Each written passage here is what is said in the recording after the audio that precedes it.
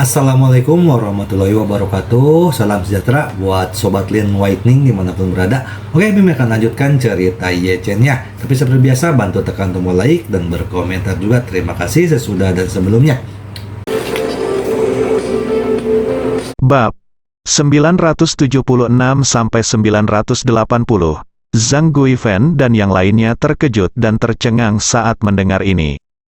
Pada saat yang sama, dia bahkan lebih bersemangat dan gembira. Dia membuka mulutnya untuk bertanya, apakah Nyonya Xiao mendapatkan villa Tangchen kelas 1 menantu perempuannya? Penjaga penjara berkata dengan acuh tak acuh, dia membeli yang lain. Saya seorang ibu, kata Zhang Guifen tercengang. Sebuah villa bernilai lebih dari 100 juta yuan, Anda dapat membelinya jika Anda ingin membelinya. Penjaga penjara berkata sambil tersenyum, tentu saja, mereka membayar jaminan lebih dari 1 juta yuan hanya untuk 3 orang kamu. Ini memikirkanmu.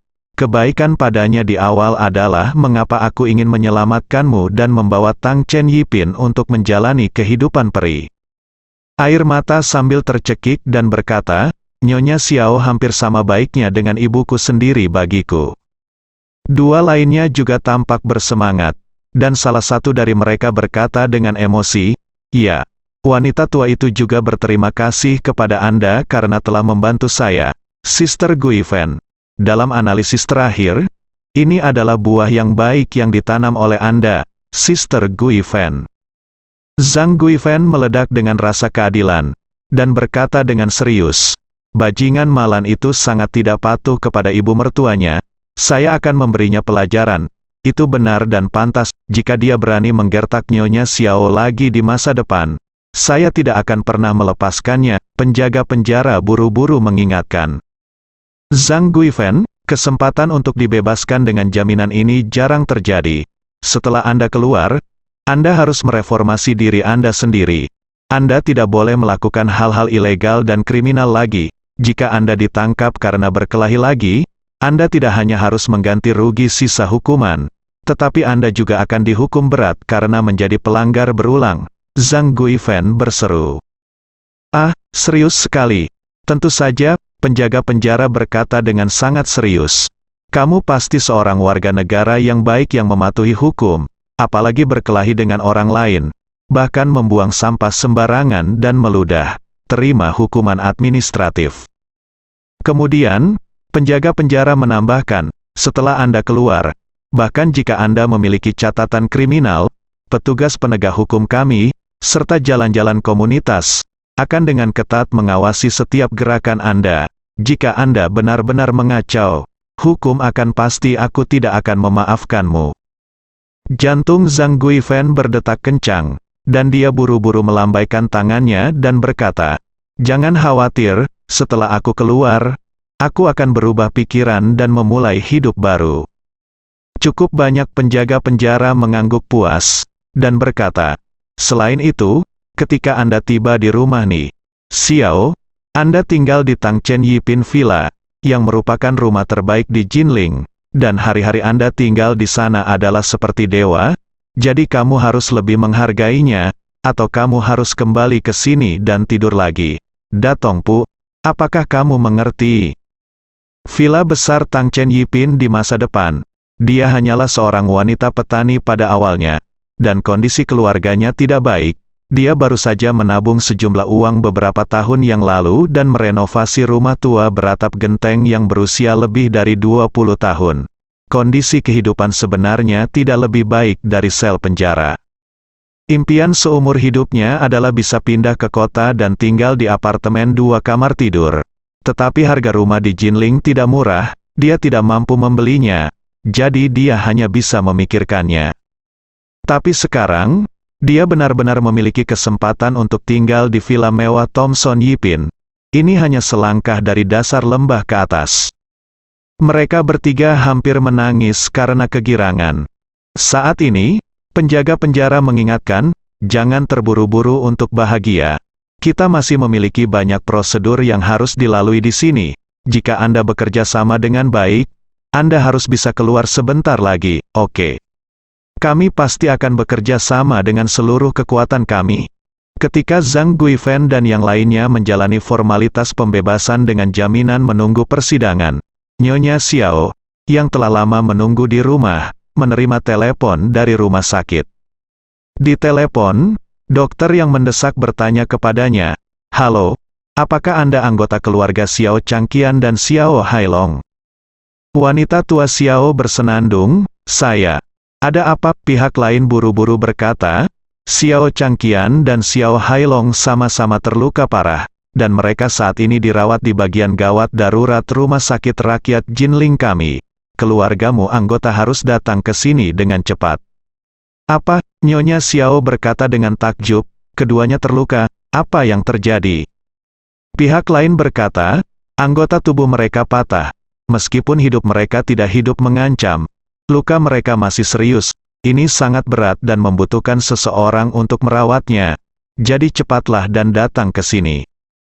Nyonya Xiao tiba-tiba panik. Xiao Weiwei yang berada di samping bertanya, "Nenek, apa yang terjadi?" Nyonya tua Xiao berkata dengan wajah sedih, "Rumah sakit menelepon dan mengatakan bahwa ayah dan saudara laki-lakimu terluka. Mereka ada di rumah sakit sekarang, ayo pergi ke sana cepat." "Ah!" Xiao Weiwei berdiri kaget dan bertanya dengan gugup, "Nenek, apa yang terjadi? Bukankah ayah dan saudara laki-laki itu memberi pelajaran pada Malan yang cerewet itu? Mengapa mereka terluka dan dirawat di rumah sakit?"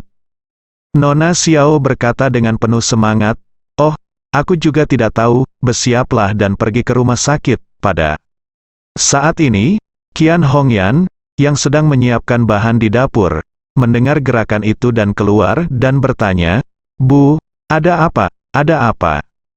Nyonya Xiao memelototinya, dan berteriak dengan marah, "Cepat ganti bajumu, dan pergi ke rumah sakit bersama kami. Changgan dan Hailong terluka dan dirawat di rumah sakit." Ah! Qian Hongyan juga tertegun. Dia berkata tanpa berpikir dan bertanya, "Apa yang terjadi?" Ini adalah, dapat dimengerti jika Malan masuk rumah sakit. Mengapa mereka masih di rumah sakit? Wanita tua Xiao membentak, "Di mana kamu berbicara begitu banyak? Omong kosong, cepat, ganti pakaian dan bantu kami." Qian Hongyan tidak berani membuat kesalahan, dan buru-buru menyeka kain di celemeknya. Menyeka tangannya, dia buru-buru berkata, "Aku akan berganti pakaian sekarang." 3. Generasi wanita dari keluarga Xiao bergegas keluar dan langsung pergi ke rumah sakit rakyat Jinling.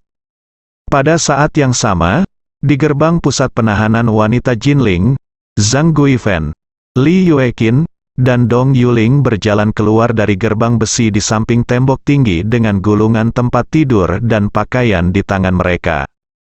Begitu dia keluar, Zhang Guifan segera berkata kepada dua orang di sekitarnya, "Yueqin dan Yuling, mereka memberitahumu bahwa kamu tidak boleh melihat ke belakang setelah kamu keluar, atau kamu harus kembali cepat atau lambat, mengerti?" Dua lainnya mengangguk dengan penuh semangat. "Iya, Nona Guifan." Pada saat ini, Li Yueqin bertanya kepadanya, "Saudari Guifan, Nyonya Xiao telah membebaskan kami dengan jaminan. Mengapa Anda tidak datang menjemput kami?" "Itu benar." Dong Yuling juga menggema. "Setelah masalah besar ini selesai, bukankah mudah mengatur mobil untuk kita?" Zhang Guifan buru-buru berkata, "Jangan berpikir begitu, itu hal yang hebat bagi mereka untuk menyelamatkan kami dan membiarkan kami pergi ke Tangchen Yipin untuk menikmati berkah. Bagaimana kami bisa meminta orang lain untuk melakukan segalanya? Teman-teman, kalian harus tahu bagaimana menjadi puas dan bersyukur." Dua lainnya mengangkat bahu. "Oke.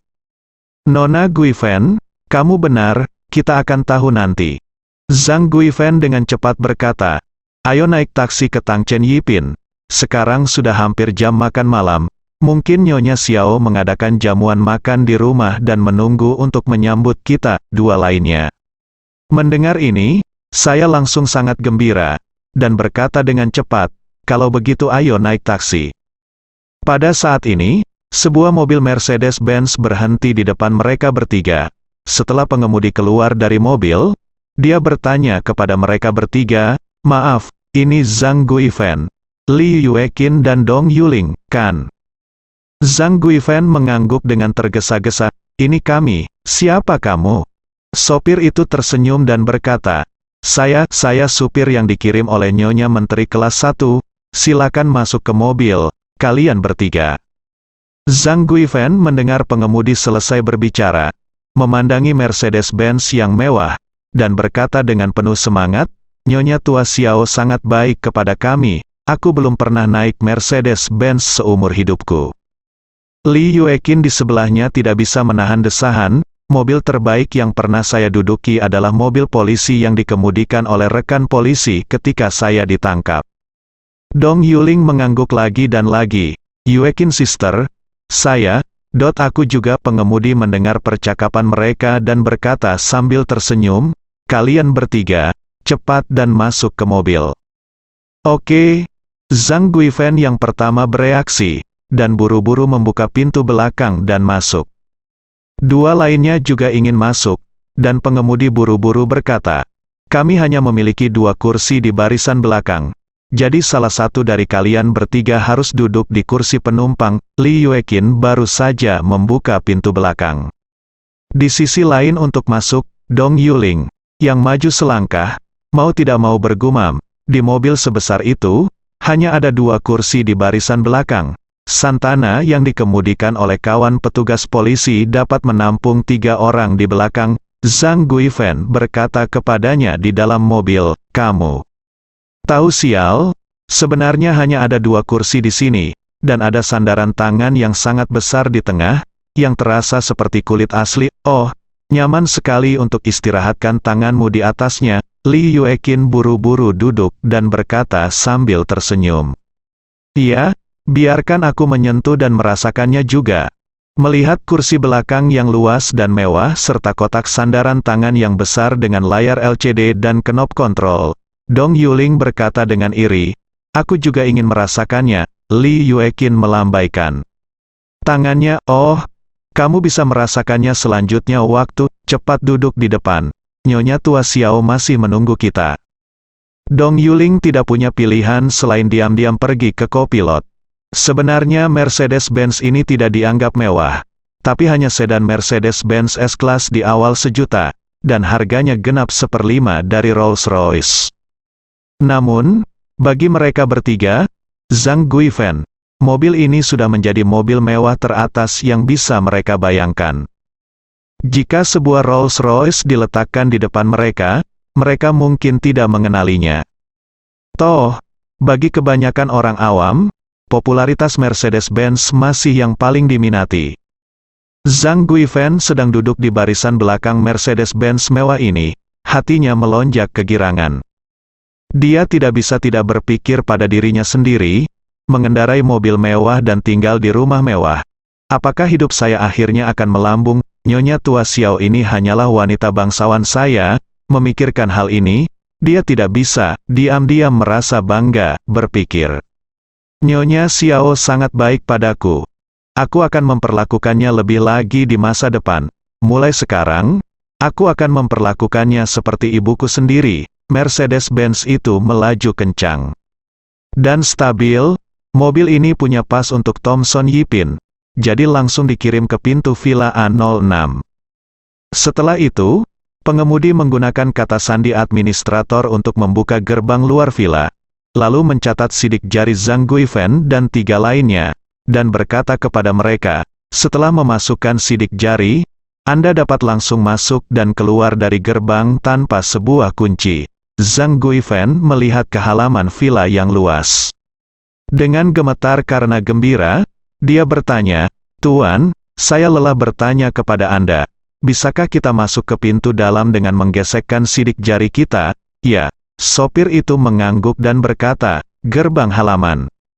Dan villa adalah pintu masuk utama adalah seperangkat sistem rumah pintar.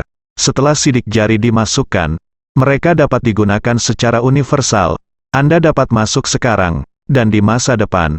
Perlakukan tempat ini sebagai rumahmu sendiri, tidak peduli apa. Jangan sopan. Zhang Guifan buru-buru bertanya. Bagaimana dengan Nyonya Xiao? Mengapa dia tidak keluar? Sopir itu tersenyum dan berkata, Nyonya Xiao telah ada yang harus dilakukan, jadi izinkan saya membawa Anda terlebih dahulu. Anda bisa masuk dan memilih kamar dulu. Kamar kosong villa cukup banyak. Oh, bagus sekali. Begitu Zhang Guifan mendengar bahwa dia akan pergi untuk memilih kamar, dia bergegas dengan kasur gulung di lengannya. Tak mau kalah, dua lainnya buru-buru mengikuti di belakang pintu. Zhang Guifan mencoba menggesekkan sidik jarinya di kenop pintu, dan pintu terbuka sebagai tanggapan. Dia dengan bersemangat mendorong pintu terbuka dan masuk. Begitu dia masuk, dia dikejutkan oleh pemandangan interior yang sangat mewah di dalamnya. Villa ini, bagaimanapun, adalah villa terbaik dan terbesar di kawasan perkotaan Jinling, dan telah mengalami dekorasi yang sangat mewah di dalamnya. Oleh karena itu, Zhang Guifan dan yang lainnya hanya melihat dan menjadi gila. Sebelum mereka datang, mereka juga membayangkan seperti apa interior villa Nyonya Xiao. Namun, tebakan mereka yang paling berani sekalipun jauh dari situasi sebenarnya dari villa ini. Dong Yuling berseru dari samping, ini bukan villa, istana tidak lebih dari itu. Kentut, Li Yueqin berseru, ini jauh lebih mewah daripada istana, Bu. Ah, lihat sofa itu, sangat indah, aku akan berbaring. Saat dia berbicara, pria itu berlari. Aku juga pergi, melihat Li Yueqin pergi. Dong Yuling buru-buru menjatuhkan kasur gulungnya dan berlari ke sana, tidak mau ketinggalan. Set sofa ini merupakan sofa top bergaya Eropa yang didatangkan dari Italia, khusus untuk keluarga kerajaan Eropa, yang didatangkan langsung oleh pemilik asli villa dengan biaya lebih dari 1 juta yuan. Perbedaannya dengan furnitur Huang Huali adalah Huang Huali sendiri lebih mahal daripada kayu, tidak nyaman digunakan, setara dengan membeli satu set batu bata emas sebagai kasur, memang mahal, tapi juga sangat keras. Oleh karena itu, furnitur Huang Huali lebih seperti produk keuangan. Namun furnitur Eropa jenis ini berbeda. Ini terutama mahal dalam merek, mahal dalam pengerjaan, mahal dalam penampilan mewah yang luar biasa dan kenyamanan yang cermat. Oleh karena itu, sofa jenis ini sebenarnya adalah bahan habis pakai mewah kelas atas. Setelah keduanya menghempaskan diri di atas sofa, mereka juga lupa melepas sepatunya, sehingga langsung mengayuh di permukaan sofa, membalikkan badan dengan berbagai cara, mencari tempat yang paling nyaman, postur tubuh yang tepat. Zhang Guifan buru-buru berkata, Hei, pelan-pelan, kalian berdua, jangan duduk di sofa orang lain, dan sol sepatumu kotor di sofa orang lain. Dong Yuling berkata sambil tersenyum, oh. Tidak apa-apa, orang tidak apakah Anda mengatakan itu? Mari kita perlakukan sebagai rumah kita sendiri. Ketika saya di rumah, saya akan memakai sepatu di kang seperti ini. Rasakan, sofa ini sangat nyaman, kursi yang diduduki Kaisar Giok di langit tidak senyaman ini. Benarkah? Zhang Guifan berkata sambil tersenyum. Menurutku sofa ini sangat bagus, sangat bergaya, aku akan mencobanya. Setelah selesai berbicara, dia berjalan ke kursi satu orang di depan sofa, dia duduk. Aduh, lembut sekali. Zhang Guifan berbaring di sofa, seluruh tubuhnya tenggelam dalam kulit lembut, menari dengan gembira. Dong Yuling, yang berbaring miring, buru-buru berkata, oh, saudari Guifan, kamu belum mencoba berbaring. Sofa ini lebih nyaman untuk dibaringkan. Setelah selesai berbicara, dia buru-buru menginjak sofa dan berbalik. Mendekat, menarik Zhang Guifan, dan dengan nada menyanjung berkata, Saudari Guifan, ayo berbaring dan cobalah, saya yakin Anda tidak akan mau bangun setelah berbaring. Zhang Guifan berbaring dan mencobanya, dan berkata dengan gembira, oh, ini sangat bagus, tidur di sofa. Dong Yuling berkata sambil tersenyum, sofanya sangat nyaman, tempat tidurnya pasti lebih nyaman. Li Yueqin buru-buru bertanya, kalau begitu, haruskah kita pergi dan melihat kamar? Villa ini sangat besar. Kami bertiga berbagi satu kamar-kamarnya harus dijamin. Zhang Guifan berkata, baiklah, mari kita tunggu wanita tua itu kembali, lalu biarkan dia mengatur kamar untuk kita. Dong Yuling melengkungkan bibirnya. Aku tidak sabar. Pasti ada ruangan besar di villa ini. Ada yang kecil, ada yang menghadap ke selatan, dan ada yang menghadap ke utara. Aku ingin yang menghadap ke selatan, dan yang lebih besar, di mana saya bisa berjemur di bawah sinar matahari setiap hari. Li Yueqin buru-buru berkata, saya juga ingin yang menghadap ke selatan. Begitu Zhang Guifan mendengar ini, dia segera melompat dari sofa dan berlari ke tangga, berkata, tidak, aku harus memilih dulu. Wanita tua Xiao sama sekali tidak tahu bahwa ketika dia pergi ke rumah sakit, rumahnya sudah ditempati oleh Zhang Guifan dan 3 orang. Dia dan Xiao Weiwei bergegas ke rumah sakit dengan tergesa-gesa dan menemukan Xiao Changqian dan Xiao Hailong. Ayah dan anak itu sudah terbungkus plester dan berubah menjadi setengah mumi. Meskipun keduanya tidak mengancam jiwa, anggota tubuh mereka semua patah, sehingga mereka benar-benar kehilangan kemampuan untuk bergerak, dan hanya bisa berbaring di tempat tidur dan melolong kesakitan. Begitu Nyonya Xiao memasuki pintu, melihat mereka berdua seperti ini, dia terkejut dan cemas, dan bergegas maju untuk bertanya, Changgan, Hailong, kamu, ada apa denganmu? Ketika Xiao Changqian dan Xiao Hailong melihat wanita tua itu datang, mereka tidak dapat menahan air mata mereka dan menangis. Terutama Xiao Hailong yang menangis sangat sedih. Xiao Weiwei tiba-tiba menangis, dan bertanya dengan sedih, ayah, saudara, bagaimana kamu menjadi seperti ini? Mata Xiao Hailong menjadi merah, dan dia menangis.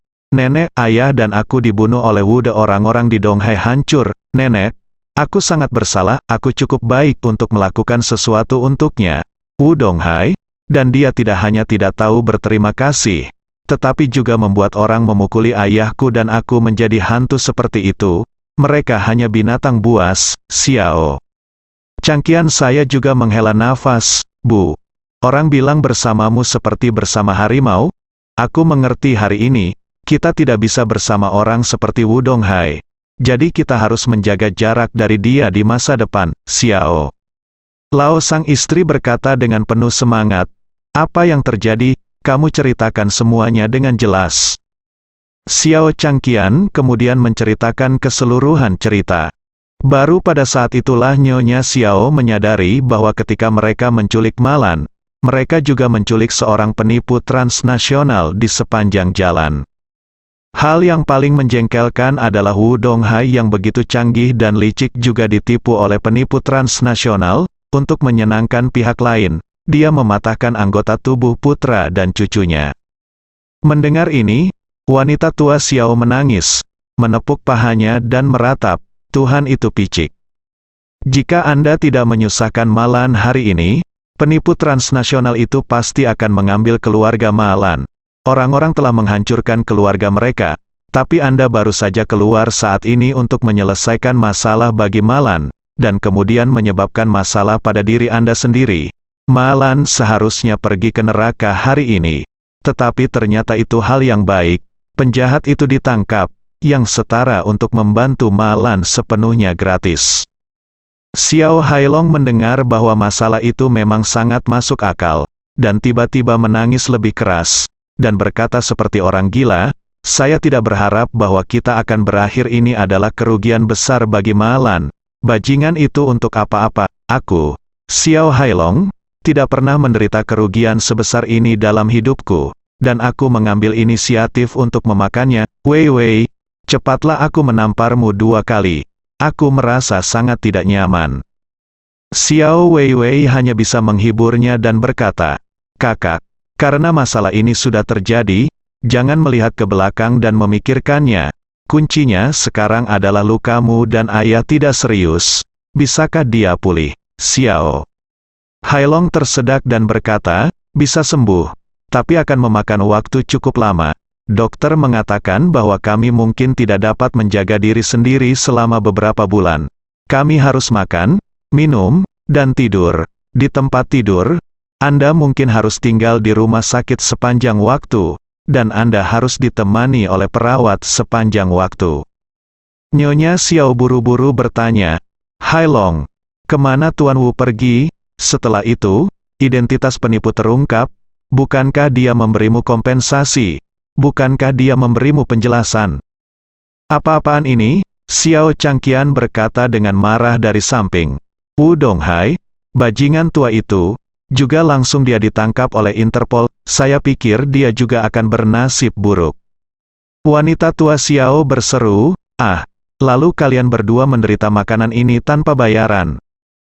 Tentu saja, Xiao Changqian tahu apa yang wanita tua itu rencanakan. Saya pikir pada diri saya sendiri, Bu, yang saya maksud dengan ini pasti saya merasa bahwa Hai Long dan saya secara tidak sengaja dilukai oleh orang-orang Wu Donghai, dan Wu Donghai harus memberikan kompensasi untuk membuatnya dibenarkan. Memikirkan hal ini, Xiao Changqian sedikit tertekan, dan berkata, Bu, kamu pergi dan bayar kami biaya rawat inap dulu, dan biarkan kami pindah ke departemen rawat inap. Adapun Wu Donghai, jika dia keluar di masa depan, kami akan pergi kepadanya untuk penjelasan. Oke, Nyonya Xiao tidak punya pilihan selain menganggukkan kepalanya, dan berkata, saya akan membayar biayanya. Setelah mengatakan itu, Nyonya Xiao berbalik dan meninggalkan bangsal. Dia berjalan ke kasir, dan berkata, saya akan membayar biaya rawat inap Xiao Changqian dan Xiao Hailong. Pihak lain memeriksa sebentar, dan berkata, biaya pengobatan yang telah terjadi adalah 26.000 yuan, dan 80.000 yuan lagi. Yuan akan dibayarkan, uang jaminan rumah sakit adalah total 106.700 yuan. Wanita tua Xiao tidak bisa menahan perasaan sedikit sedih. Meskipun 100.000 yuan tidak banyak, itu tidak terlalu sedikit. Jika Wu Donghai tidak mengembalikan uang ini 100 kali lipat, saya benar-benar tidak bisa tidur dalam mimpiku, masih mengeluarkannya dari dompetnya. Kartu bank, diserahkan ke pihak lain, ayo, gesek kartunya. Pihak lain mengambil kartu itu, menggeseknya di mesin pos, memasukkan jumlahnya, dan berkata kepada wanita tua itu, silakan masukkan kata sandi. Wanita tua itu segera menekan kata sandi dan konfirmasi, tetapi mesin pos belum mengeluarkan pesanan secara otomatis. Staf yang bertanggung jawab di kasir melihat dan berkata, kartu Anda telah dibekukan, tolong ganti. Apa, ini beku? Nyonya Xiao mengerutkan kening dan berkata, bagaimana mungkin, di kartu saya, puluhan juta. Pada awalnya, Wu Donghai membantu keluarga Xiao melunasi hutang dan bank dibuka. Setelah properti disita sebelumnya, sebagian dari simpanan Ni Xiao dikembalikan. Setelah itu, Wu Donghai menginvestasikan uang keluarga Xiao, dan wanita tua Xiao juga menemukan cara untuk menemukan beberapa perusahaan yang membantu orang membayar tagihan, dan memasukkan uang itu ke dalam kartunya sendiri. Sekarang dia memiliki lebih dari 20 juta uang tunai di kartunya, yang selalu menjadi uang pensiunnya untuk Anda sendiri. Sekarang, pihak lain tiba-tiba memberitahunya bahwa kartu ini dibekukan, dan dia langsung menjadi gugup. Pihak lain tidak tahu apakah dia memiliki puluhan juta di kartunya, dan berkata dengan tidak sabar, saya tidak peduli berapa banyak uang yang Anda miliki di kartu Anda.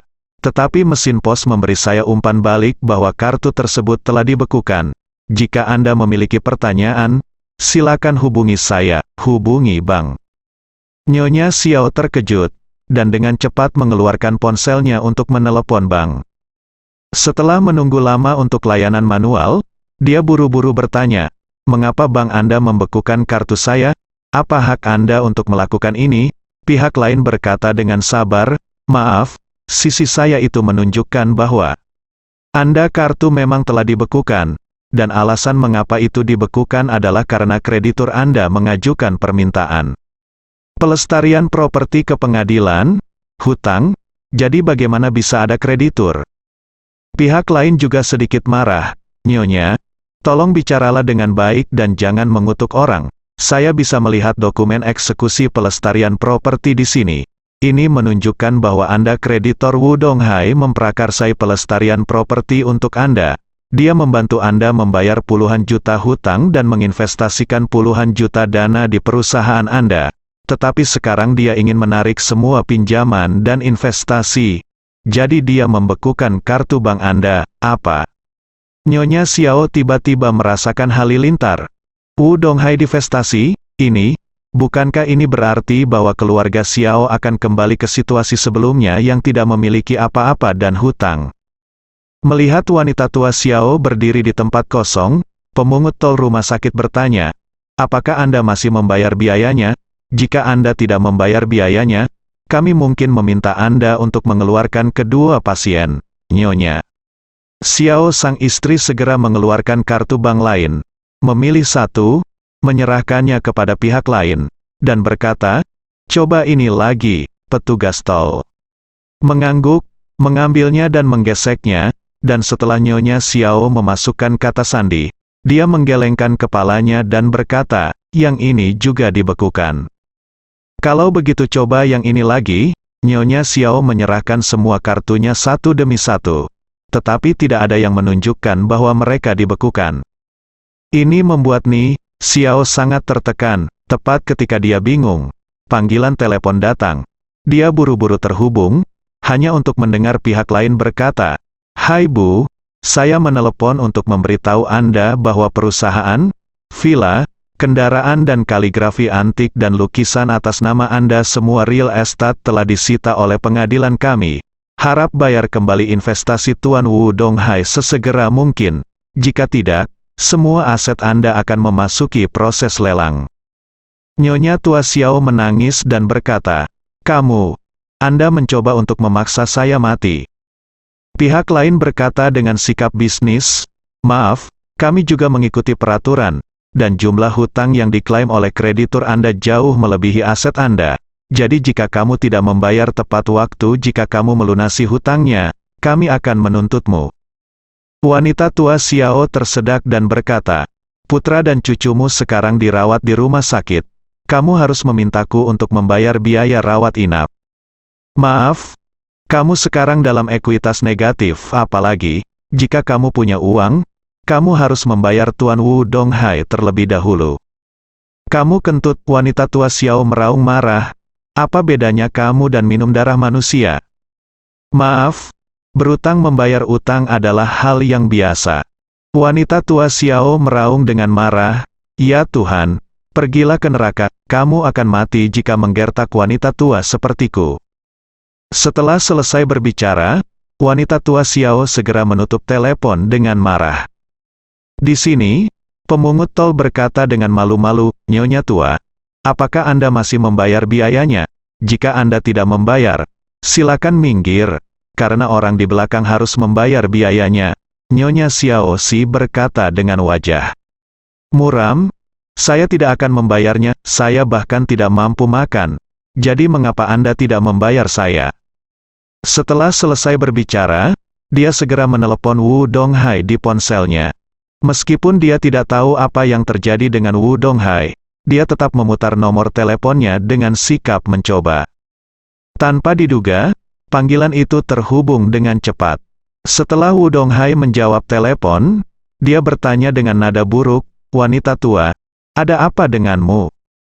Nyonya tua Xiao buru-buru berkata dengan nada menyanjung, "Oh, Tuan Wu, itu saja, Tuan Wu, mengapa saya mendengar bahwa Anda tiba-tiba apakah Anda akan menarik modal?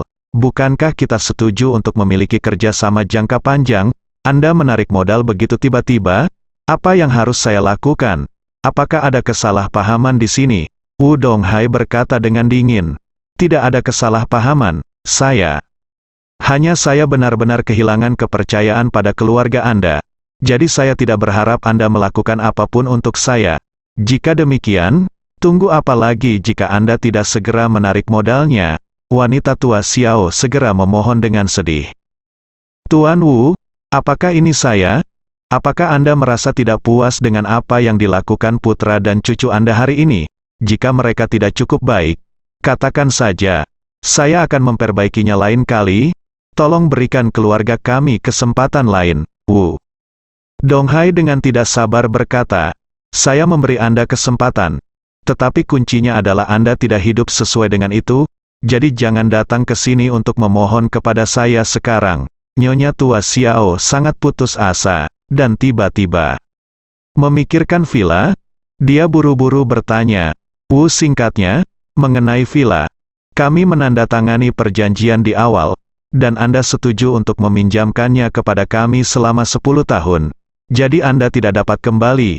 Katamu, kalau tidak, keluarga kita harus tidur di jalanan. Woo Dong-hae mencibir, tentu saja kita bisa bertemu lagi di villa. Kamu bisa tinggal di sini sebentar, tapi kamu harus menjelaskan kepada putramu bahwa jika dia berani menceraikan Qian Hongyan, maka aku akan mengantarmu. Keluarga segera keluar, Nyonya. Xiao He berkata dengan sedih dan marah, Tuan Wu, Anda tidak membutuhkan kami untuk berurusan dengan Ye Chen sekarang, jadi mengapa Anda harus membiarkan anak saya terus bersama wanita kotor itu Qian Hongyan? Anda juga tahu bahwa yang paling dibenci pria adalah diperkosa wanita saya sendiri mengenakan kakol. Selama Qian Hongyan masih di sana, anak saya tidak akan pernah bisa melewati rintangan ini. Woo Dong-hae berkata dengan nada menghina. Anda anak laki-laki tidak bisa melewati rintangan ini, itu tidak ada hubungannya dengan saya. Jika Anda tidak mau, Anda bisa keluar dari Tang Chen Yipin dan meninggalkan villa ke Qian Hongyan.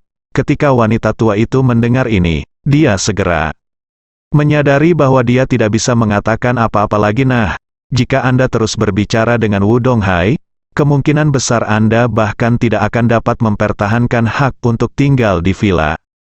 Wanita tua Xiao telah mengalami perasaan tidur di jalan, jadi dia tidak pernah ingin menjalani kehidupan yang sulit lagi. Dia tidak dapat menahan diri untuk berpikir, selama saya dapat mempertahankan hak untuk tinggal di villa kelas 1 Tang Chen, bahkan jika putra saya memiliki topi hijau di kepalanya, saya dapat menerimanya. Saya sudah sangat tua dan saya tidak bisa hidup bertahun-tahun. Dalam beberapa tahun terakhir, saya tidak ingin menderita seperti itu lagi. Jadi, dia hanya bisa mengertakkan gigi dan setuju, dan berkata, Tuan Wu, jangan khawatir, saya pasti akan mempertahankan Qian Hongyan di keluarga Xiao. Woo Dong-hae mendengus dingin dan berkata, kamu pintar, jangan panggil aku lagi. Nyonya Xiao buru-buru bertanya, Tuan Wu, jangan buru-buru menutup telepon. Saya masih punya satu hal yang ingin saya tanyakan atas bantuan Anda. Katakan padaku. Nyonya Xiao buru-buru berkata, baik, putra dan cucu saya terluka parah, dan sekarang kami tidak punya uang untuk perawatan. Bisakah Anda meminjamkan kami ratusan ribu dolar untuk perawatan darurat? Meminjamkan Anda ratusan ribu? Woo Dong-hae berkata dengan nada menghina, jangan lupa, grup Xiao Anda masih berhutang puluhan juta kepada saya, dan Anda masih menjilat wajah Anda dan meminta saya untuk meminjam uang saat ini. Seberapa tebal kulitmu? Wanita tua Xiao menangis dan berkata, tapi putra dan cucuku tidak bisa begitu lelah. Woo Dong-hae berkata, aku mendengar bahwa mereka tidak dalam bahaya lagi, dan plester dipasang, Anda bisa melakukannya, bawa mereka pulang dan perlahan pulih. Nyonya Xiao tersedak dan berkata, tetapi keduanya tidak dapat mengurus diri sendiri sekarang, dan itu akan menghabiskan banyak uang untuk mempekerjakan seorang perawat. Woo Dong-hae tersenyum, berkata, yah, kamu tidak perlu khawatir sama sekali. Aku akan memberitahu rumah sakit tentang biaya perawatan mereka. Kamu tidak perlu membayarnya, kamu bisa bawa mereka kembali kapan saja. Selain itu, saya sudah mengatur 3 pembantu untuk Anda. Tunggu saja, ketiga orang ini akan membantu Anda dengan baik pada saat itu. Nyonya tua Xiao merasakan kecemerlangan kemanusiaan di Woo Dong-hae saat ini, dan berpikir dalam hati, bagaimanapun, Tuan Wu masih bisa menyimpan villa untukmu.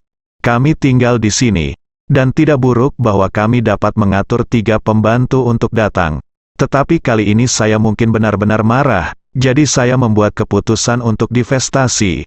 Mungkin ketika saya merasa lebih baik di masa depan, saya mungkin akan berinvestasi kembali di keluarga Xiao. Memikirkan hal ini, Nyonya Xiao buru-buru berkata dengan rasa syukur, terima kasih banyak. Saat ini, situasi Malan juga sangat tragis. Dia pertama kali dikirim ke rumah sakit ortopedi terbaik di Jinling oleh orang-orang Hongwu, dan kemudian para ahli segera diatur untuk melakukan operasi sendi pada lututnya. Padahal, untuk cedera seperti miliknya, Cara terbaik adalah menjalani operasi dalam waktu sesingkat mungkin, memperbaiki lutut dengan pelat baja dan paku, lalu membungkusnya dengan plester untuk perlindungan. Dengan cara ini, efek pemulihan terbaik juga bisa didapatkan. Setelah operasi, saat dia kembali ke bangsal, bawahan Hongwu sudah menunggunya di sini. Bawahan itu berkata kepada Malan, "Mas Ma, Anda telah melakukan banyak hal untuk menangkap Li Cuihua kali ini. Jadi semua biaya perawatan Anda kali ini akan ditanggung oleh Interpol kami." Melemparkan lagi kaki, menangis dengan tidak nyaman, tersedak dan berkata, "Kamerat Interpol, Anda tidak boleh membiarkan Li Cuihua itu pergi." Pria itu mengangguk dan berkata dengan serius, "Nona Ma, jangan khawatir. Kami pasti akan membawanya pergi, bawa ke pengadilan." Saat dia berbicara, dia bertanya lagi, "Ngomong-ngomong, Mbak Ma, untuk keselamatan pribadi Anda, ada satu hal lagi yang harus saya ingatkan." Ketika Malan mendengar bahwa keselamatan pribadinya sebenarnya terkait dengannya, dia buru-buru berkata, "Katakan." Pria itu berkata dengan serius, "Li Cuihua adalah penipu transnasional, dan di belakangnya adalah sebuah organisasi yang mencakup puluhan negara. Meskipun kami telah menangkap Li Cuihua kali ini, masih banyak kaki tangan Li Cuihua yang belum kami tangkap, jadi Anda tidak boleh memberitahu siapapun tentang masalah ini. Jika tidak, akan sangat berbahaya. Mungkin dia akan dibalas oleh kelompok scam ini." Mendengar ini, Malan menangis, "Ibuku. Ini tidak ada habisnya, karena terakhir kali ini aku dikirim ke pusat penahanan. Aku sangat menderita dan kakiku patah. Sekarang kakiku baik-baik saja, dan aku tidak punya waktu untuk melompat selama 2 hari. Kakiku patah lagi karena kejadian ini. Kamu bilang mereka akan datang untuk membalas dendam padaku lain kali. Jadi apa yang akan aku lakukan di masa depan? Kenapa aku begitu sengsara? Pria itu buru-buru menghibur, "Mas Ma, tolong jangan bersemangat, kali ini berbeda dari yang terakhir kali." Apa bedanya? Bukankah kamu masih menangkap mereka? Selama mereka memiliki kaki tangan di luar, mereka mungkin datang untuk membalas dendam padaku. Dan kali ini aku memasukkan bos mereka Li Cuihua, dan mereka tidak akan melepaskannya lewati saya. Saya mematahkan kaki saya sebelumnya, dan itu mungkin membunuh saya setelah itu. Pria itu menjelaskan, "Itu dia. Mas Ma, kami masih sangat berhati-hati, dan penangkapan Li Cuihua belum bocor ke dunia luar. Angin apapun, selama kita tidak membocorkannya, dan kamu tidak membocorkannya, tidak ada yang akan memikirkanmu." Malan menghela nafas lega, dan buru-buru bertanya, "Tapi lihat situasi menyedihkan yang aku di dalam sekarang. Sepertinya kakinya patah, wajahnya bengkak menjadi kepala babi, dan seikat rambutnya dicabut oleh Li Cuihua itu. Bagaimana saya bisa menjelaskannya kepada keluarga saya?" Pria itu buru-buru berkata, "Sebenarnya, masalah ini sangat serius. Mudah untuk dijelaskan. Bagaimana Anda menjelaskannya kepada keluarga Anda ketika Anda memasuki pusat penahanan terakhir kali?" Malan berkata, "Saya memberitahu mereka bahwa saya ditipu menjadi organisasi penjualan piramida, dan kemudian saya dibawa ke pusat penahanan sebagai perencana piramida." Pria itu mengangguk dan berkata, "Kali ini, Anda memberitahu anggota keluarga Anda bahwa beberapa anggota organisasi MLM sengaja berencana membalas Anda. Jadi mereka memukuli Anda seperti ini, saya pikir mereka harus mempercayainya." Malan menghela nafas, "Hei, ini satu-satunya cara untuk melakukan sesuatu sekarang." Pria itu mengeluarkan ponsel Malan, menyerahkannya padanya, dan berkata, "Mas Ma, kamu bisa menghubungi keluargamu sekarang. Untuk menghindari kecurigaan, aku juga pergi dulu." Malan mengangguk, menatap pria itu dengan panik, dan berkata, "Kamerat Interpol, tolong rahasiakan masalah hari ini, dan jangan biarkan rekan Li Cuihua tahu bahwa aku memasukkannya. Kalau tidak aku akan melakukannya. Hidupku harus hilang, tolong." Pria itu berkata dengan serius, "Jangan khawatir, kami akan merahasiakannya." Setelah itu, pria itu berkata, "Mas Ma, rawat lukamu, aku akan pergi dulu. Setelah pria itu pergi, Malan mengangkat telepon dan segera menelepon Xiao Churan. Segera setelah panggilan telepon dilakukan, dia langsung menangis dan berkata, "Churan, gadisku yang baik, datanglah ke rumah sakit untuk menemui ibu, kaki ibu patah lagi. Kamu pikir ibu sangat menderita." Xiao Churan hendak pulang kerja, dan ketika dia mendengar ini, dia terkejut dan bertanya, "Bu, ada apa denganmu? Kenapa kakimu patah lagi?" Malan menangis dan berkata, "Jangan. Belum lagi, ibu membiarkan orang-orang dari organisasi MLM membalas dendam. Mereka menangkapku dan memukulku habis-habisan, aku kehilangan rambutku dan mematahkan kakiku." "Ah," Xiao Churan buru-buru bertanya, "apakah kamu memanggil polisi?" Malan menangis dan berkata, "Dilaporkan, rekan-rekan polisi telah menangkap mereka, datang dan temui ibu." Xiao Churan bertanya, "Kamu di rumah sakit mana? Aku akan segera pergi." Malan tersedak dan berkata, "Saya di rumah sakit traumatologi dan ortopedi Jinling ini, cepat datang." Xiao Churan berseru, "Oke, Bu, tunggu sebentar, saya akan di sini." Xiao Churan menutup telepon Malan saat ini, dan saat mengemudi ke rumah sakit, dia juga buru-buru menelepon Ye Chen. Ye Chen sudah kembali ke rumah saat ini, menonton TV di ruang tamu seolah-olah tidak terjadi apa-apa. Orang tua Xiao Changkun juga kembali, dan hendak membuat sepoci teh untuk diminum bersama Ye Chen dan Ye Chen.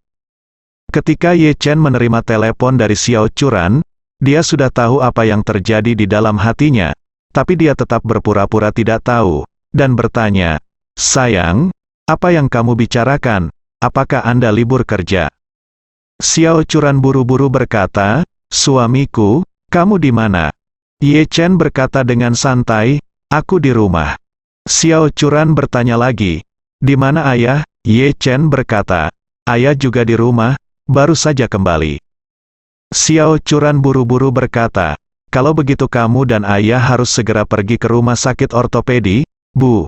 Dia di rumah sakit, saya sedang mengemudi ke sana sekarang juga. Sampai jumpa di rumah sakit." Ye Chen pura-pura terkejut dan bertanya, "Apa, ibu di rumah sakit lagi? Ada apa?" Xiao Churan berkata dengan sedikit isak tangis, "Bu, dia dibalas oleh orang-orang dari organisasi MLM sebelumnya. Orang-orang itu mematahkan kakinya, tetapi saya tidak tahu situasi spesifiknya, jadi saya harus segera pergi ke sana." Ye Chen buru-buru berkata, "Tidak apa-apa, lalu ayahku dan aku akan keluar dan bergegas." "Oke, sampai jumpa di rumah sakit." Xiao Changkun hendak membuat teh. Ketika dia mendengar ini, dia bertanya dengan heran, "Ye Chen, apa yang terjadi?" Ye Chen berkata, "Ibu biarkan orang-orang dari organisasi MLM membalas dendam, kakinya patah, dan dia di rumah sakit. Churan menyuruh kita pergi ke sana secepatnya." Xiao Changkun bertanya dengan heran, "Kaki Malan patah lagi? Apa yang Anda katakan itu benar?" Ye Chen berkata dengan canggung, "Ayah, bagaimana aku melihat apa yang kamu maksud? Kamu tampaknya cukup bahagia." Xiao Changkun berkata dengan serius, "Ye Chen, masuk akal, aku seharusnya tidak menertawakan, tapi kapan saya memikirkan kaki Malan dengan plester dan krup, saya merasa seperti bercinta tanpa alasan. Apakah agak tidak baik untuk mengatakan itu?" "Hahaha, Ye." Chen menggelengkan kepalanya tanpa daya, "Kamu tahu itu tidak baik, jadi jangan tertawa saat melihat ibu nanti." Xiao Changqian mengangguk, "Jangan khawatir, aku bisa menahan diri." Setelah selesai berbicara, dia buru-buru meletakkan set teh dan mendesak, "Menantuku yang baik, ayo berangkat dengan cepat. Aku tidak sabar untuk melihat betapa malunya dia sekarang." Bersambung.